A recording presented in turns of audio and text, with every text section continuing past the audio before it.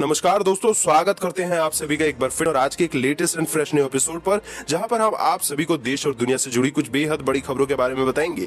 दोस्तों, आज की जो सबसे पहली बड़ी खबर है कि चीन से तनाव के बीच केंद्र सरकार ने सेना को दिया 500 करोड़ का इमरजेंसी फंड। आखिर क्यों, इसके बारे में बात करेंगे और साथ ही में बताएंगे कि यहाँ पर इंडिया चाइना बॉर्डर के टेंशन को लेकर बेहद बड़ी खबर है कि रक्षा मंत्री का तीनों सेनाओं को निर्देश दे दिया गया है। फाइनली, जी हाँ, बेहद बड़ा निर्देश है, चीन को जवाब देने के लिए तैयार हो जाए। दोस्तों, हमारे पास पूरी डिटेल निकल कर आ चुकी है, आपको एक एक करके सारी जानकारी देने वाले हैं। और साथ ही में बता दें, जो अगली बेहद बड़ी खबर है कि पूर्वोत्तर के कई राज्यों में भूकंप के झटके महसूस किए गए हैं और जो तीव्रता बताई गई है वो थी 5.1 की। इसी के साथ जो अगली बेहद बड़ी खबर है कि राहुल गांधी ने पीएम पर फिर से हमला बोल दिया है और कहा कि नरेंद्र मोदी दरअसल में सरेंडर मोदी हैं। आखिर सरेंडर क्यों बोला गया है, क्या कुछ यहाँ पर माजरा पूरा है, आपको पूरी डिटेल बताएंगे। अब इसी के साथ जो अगली बेहद बड़ी खबर है कि कोरोना काल में बदल जाएगा यात्रा से जुड़ा एक बेहद बड़ा नियम। जी हाँ, आपको बताने वाले हैं कि मोदी सरकार वो कौन सा नियम है जिसमें बेहद बड़ा बदलाव करने वाली है।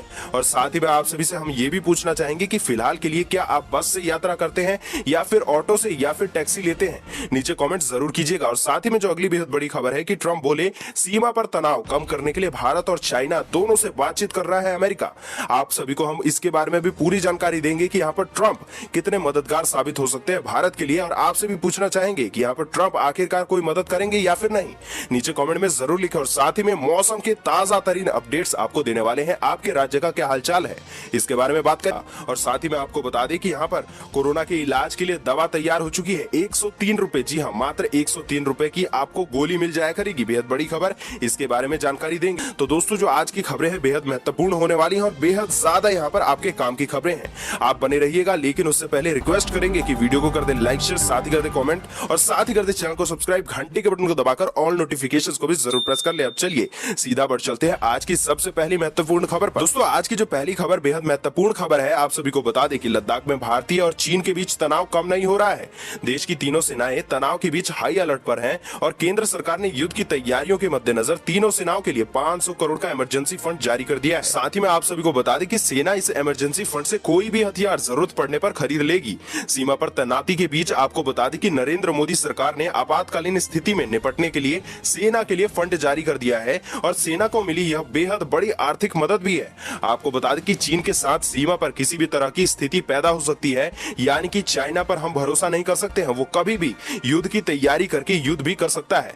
भारतीय वायुसेना के हेलीकॉप्टर भी एलएसी पर मंडरा रहे हैं और आप सभी को बता दें कि ऐसे में तीनों सेनाएं हाई अलर्ट पर है। दोस्तों, हम आप सभी की राय जानना चाहेंगे कि यहाँ पर चाइना कौन सी नीति अपनाने वाला है, क्या भारत पर वार करेगा या फिर नहीं करेगा, नीचे कमेंट में जरूर से जरूर लिखिएगा। दोस्तों, अब इसी के साथ जो अगली बेहद बड़ी खबर कि चीन के साथ लाइन ऑफ एक्चुअल कंट्रोल पर भी जारी विवाद को लेकर रक्षा मंत्री राजनाथ सिंह ने तीनों सेनाओं के प्रमुखों और सीडीएस जनरल बिपिन रावत के साथ बेहद बड़ा बैठक किया है।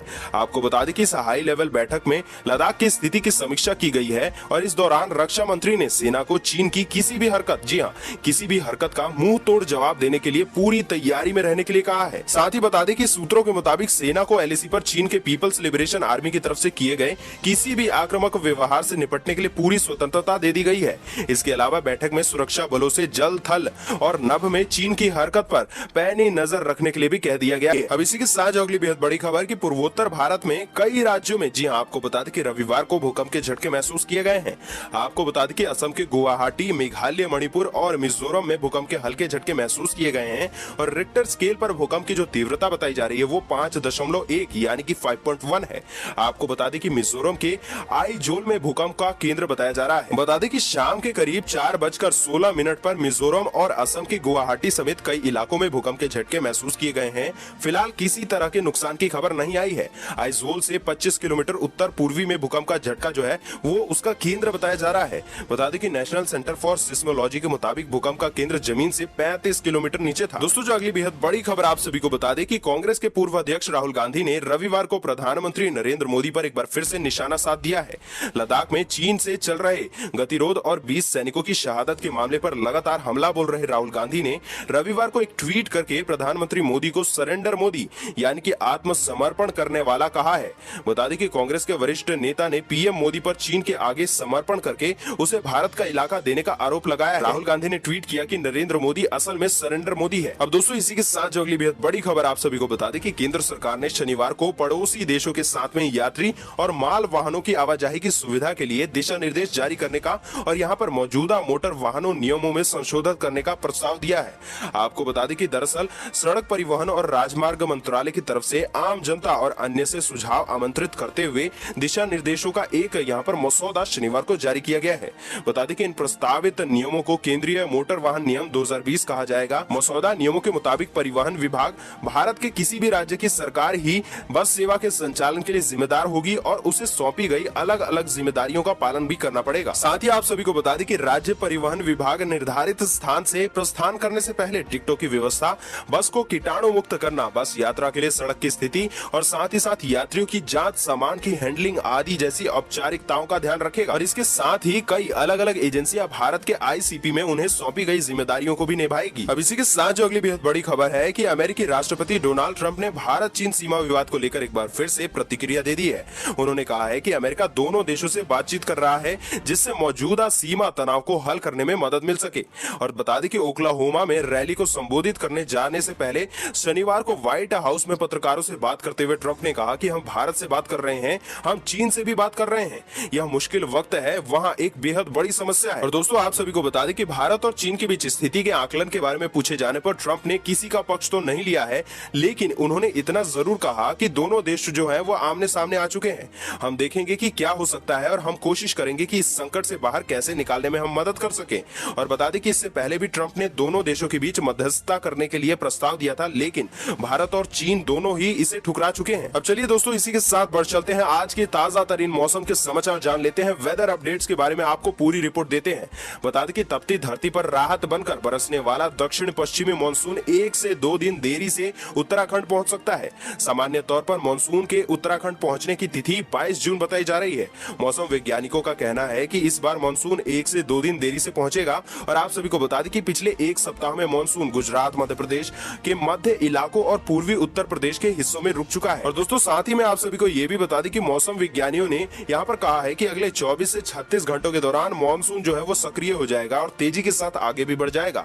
तो यहाँ पर हम यही उम्मीद कर सकते हैं कि जल्द से जल्द मानसून हर राज्य में पहुंच जाए। और आप जो है अपने इलाकों का यहाँ पर ब्यौरा जरूर लिख सकते हैं नीचे कमेंट सेक्शन में कि आपके इलाके की क्या कुछ स्थिति है। दोस्तों इसी के साथ जो अगली बेहद बड़ी खबर कि देश में कोरोना के मामूली और औसत लक्षण वाले मरीजों के इलाज के लिए यहाँ पर फेविपिराविर नामक जो दवा है उसको मंजूरी मिल चुकी है।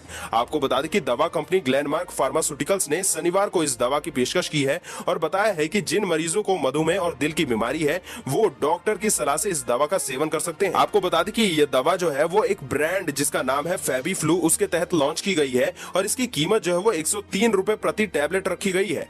आप सभी को बता दें कि कंपनी ने जानकारी दी है कि 200 mg की 34 टैबलेट के एक पैकेट की कीमत आपको 3500 रुपए पड़ेगी। आप सभी को बता दें कि कंपनी ने दवा के सेवन से पहले डॉक्टर की सलाह लेना जरूरी बताया है। आप यानी कि बिना डॉक्टर की सलाह से ये दवाई नहीं खा सकते हैं, क्योंकि आप सभी जानते हैं कि अगर किसी भी दवाई को ऐसे ही खा लेना आप सभी को यहाँ पर साइड इफेक्ट्स भी दे सकता है। चलिए दोस्तों अब इसी के साथ जो अगली बेहद बड़ी खबर निकल कर आ रही कि पूर्वी लद्दाख की गलवान घाटी में भारत और चीन के सैनिकों के बीच हिंसक झड़प को लेकर प्रधानमंत्री नरेंद्र मोदी के बयान पर सियासी घमासान शुरू हो चुका है। और बता दें कि रविवार को पूर्व केंद्रीय मंत्री और कांग्रेस नेता कपिल सिब्बल ने पीएम मोदी के बयान पर सवाल भी उठा दिया है और करारा हमला भी बोला है। बता दें कि उन्होंने कहा कि पीएम मोदी चीन की भाषा बोल रहे हैं।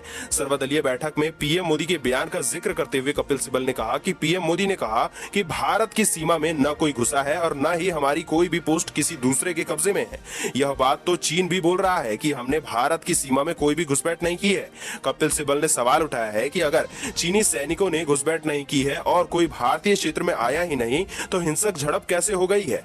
और उन्होंने कहा कि पीएम मोदी से पहले विदेश मंत्रालय भी कह चुका है कि चीनी सैनिकों ने भारतीय क्षेत्र में घुसपैठ की है, जिसके चलते गतिरोध और हिंसक झड़प शुरू हुई। और पीएम मोदी और विदेश मंत्रालय के बयान यहाँ पर विरोधाभासी हैं। पीएम मोदी अपना बयान दे रहे हैं जबकि रक्षा मंत्रालय और विदेश मंत्रालय अपने बयान दे रहे हैं। इस दौरान कपिल सिब्बल ने चीन को लेकर मोदी सरकार पर कई सवाल भी दाग दिए हैं। लेकिन अब सवाल ये उठता है कि आखिरकार यहाँ पर क्या कुछ चल रहा है वो तो भारत सरकार को ही पता है। क्या चाइना हमारी जो है जमीन पर कब्जा कर चुका है या फिर कब्जा करने वाला है, इसके बारे में आप कोई नहीं जानता है, लेकिन भारत सरकार ही इसके बारे में कोई भी जानकारी दे सकती है। आप सभी से पूछना चाहेंगे कि आप सभी को यहाँ पर भारत सरकार पर भरोसा है या फिर नहीं, नीचे कमेंट सेक्शन में जरूर से जरूर लिखें। अब चलिए इसी के साथ बढ़ चलते हैं अगली जो बेहद बड़ी खबर आ रही है कि भारतीय रेलवे कोरोना महामारी के इस दौर में भी यहाँ पर यात्रियों और अपने ग्राहकों को बेहतर सुविधा देने का प्रयास कर रहा है और लॉकडाउन में भी लोगों के तक जरूरत का सामान जो है पहुंचा रहा है। बता दें कि रेलवे ने खास पार्सल एक्सप्रेस ट्रेनें चला दी हैं और अब रेलवे ने ग्राहकों की सुविधा को ध्यान में रखते हुए उनके बुक कराए गए पार्सल को उनके घरों तक पहुंचाने का काम भी शुरू कर दिया है। फिलहाल ये सुविधा पायलट प्रोजेक्ट के तौर पर सेंट्रल रेलवे में ही चलाई जा रही है।